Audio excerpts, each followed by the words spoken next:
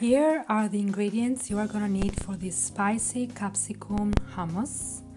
So we have some chickpeas here. I just used 1 can. Then we have a roasted capsicum that I just throw in the oven and let it cook for 30 minutes. And I left also the water that the capsicum produce, some Himalayan salt and pepper, and some chili, grinded chili from Sicily, and I have some olive oil.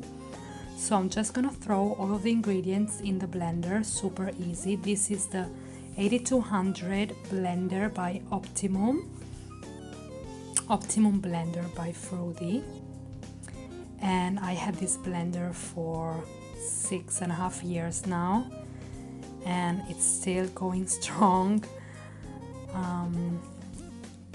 Usually I do show the 9200A, but today I wanted to make a video with the 8200 because this has been my first blender and I am emotionally attached to this blender. So I just throw all of the ingredients. I'm gonna press on the preset 35-second function and just let it blend.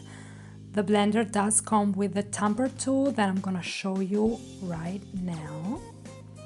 So the tamper tool, you can use it to move around the ingredients and just make sure that everything is blending. But I did prefer to use the pause function because I know that it was already blended. Kids running around. So it's blended already, like it's done. And I'm adding the olive oil now. It's blending still on the 35 seconds function, and you have your hummus done in 35 seconds. That's how quick it is. And the super smooth consistency that I'm gonna show you now, you can see that it's like super well blended and smooth. And I'm just gonna put it in my bowl and I'm gonna store it in the fridge for up to a week. And that tasted so good, super simple, alkaline, healthy.